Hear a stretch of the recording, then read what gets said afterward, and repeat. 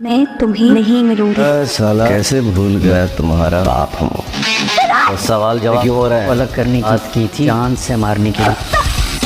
थोड़ी सी बेमर्दानगी बाकी है, सामने से वार कीजिएगा। करूँगा ना, इंतजार करो। हेलो फ्रेंड, ईमान को अब अच्छी तरह अंदाज़ा हो चुका था कि जैन इसके मुखालफिन से मिला हुआ है। इसीलिए जब से जैन ने उसे अपने शौहर की फ़िक्र करने का कहा था, तब से उसे सालार की बहुत फ़िक्र हो रही थी।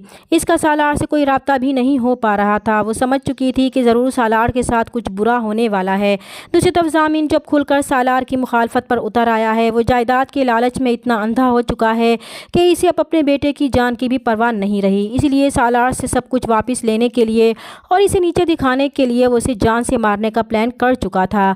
इधर सालार भी अपने बाप की धमकियों से परेशान था। वो जान चुका था कि इसका बाप जिद में आकर कुछ भी कर सकता है। पहले भी उन्होंने सिर्फ दौलत की हविस में इसकी माँ को जान से मार दिया था और इसे हमेशा के लिए अकेला कर दिया था और ईमान को भी मारने की कोशिश की थी। मगर इस बार सालार भी ज़ामिन के मुकाबले पर आ चुका है कि चाहे कुछ भी हो जाए, वो अपनी माँ का छीना गया सब कुछ अब ज़ामिन से वापस लेकर ही रहेगा। मगर इसे अंदाज़ा नहीं था कि इसका बाप किस कदर घटिया इंसान है। दूसरी तरफ अदनान अपनी माँ शहला को समझा चुका था कि वो एक ऐसे इंसान के लिए ख़ुद को बर्बाद कर रही हैं जिसे किसी से कोई गर्ज नहीं है। वो सिर्फ अपने मफाद के लिए दूसरों को इस्तेमाल कर रहे हैं। मगर शहला अभी भी इसी गलत फहमी में है कि ज़ामिन इसके साथ कुछ भी बुरा नहीं करेगा। और फिर सालार के इस इवेंट में ज़ामिन की प्लानिंग के मुताबिक एक गैस सिलेंडर ब्लास्ट होगा जिसे हादसे की शक्ल दी जाएगी। इस हादसे में बहुत से लोगों की जान चली जाएगी। ये खबर जैसे ही ईमान टीवी पर सुनेगी तो इसके होश ही उड़ जाएंगे। वो फ़ौरन हादसे की जगह पर जाएगी और पागलों की तरह सालार को ढूंढने की कोशिश करेगी। तभी सालार उसे ज़ख्मी हालत में लोगों की जान बचाते हुए नज़र आ जाएगा तो इसकी जान में जान आ जाएगी कि सालार ज़िंदा है। फिर वो फ़ौरन उसकी तरफ लपकेगी और इसे फ़ौरन हॉस्पिटल ले जाने की कोशिश करेगी। मगर सालार बहुत अजियत में होगा कि वो सनाया की जान नहीं बचा पाया। तब ईमान फिर से उसे ज़बरदस्ती हॉस्पिटल लेकर जाएगी। मगर वहाँ पर भी सालार की जहनी हालत बहुत ख़राब होगी। इसके जहन में लोगों की चीखों पुकार की आवाज़ें उसे सुकून नहीं लेने देंगी।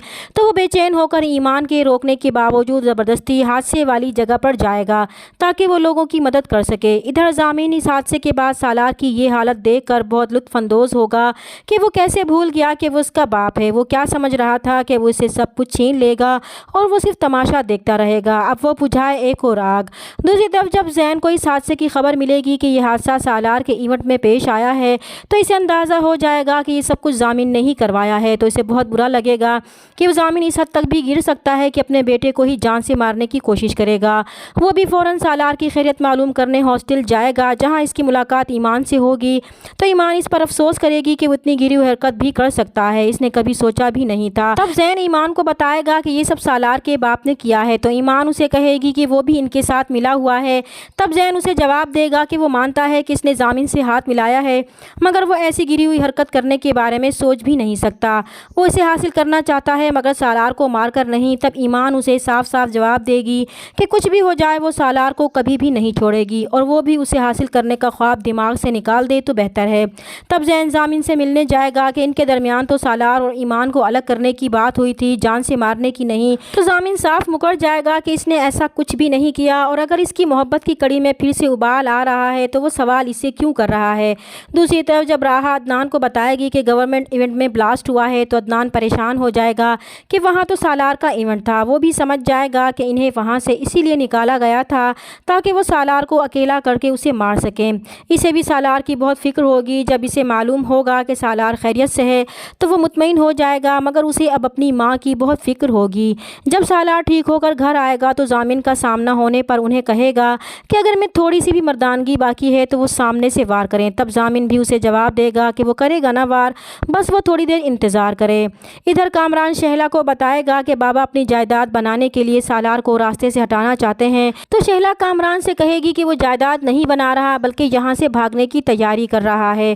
और फिर सालार भी अब ज़ामिन के ख़िलाफ़ रिपोर्ट दर्ज करवाएगा। जब ज़ामिन पर सालार का घेरा तंग होने लगेगा तो ज़ामिन अपना सारा पैसा लेकर फ़रार होने की कोशिश करेगा। तो शहला उसे रोकेगी कि वो इसे इस तरह अकेला छोड़कर कैसे जा सकता है मगर ज़ामिन उसे भी धक्का देकर भाग जाएगा।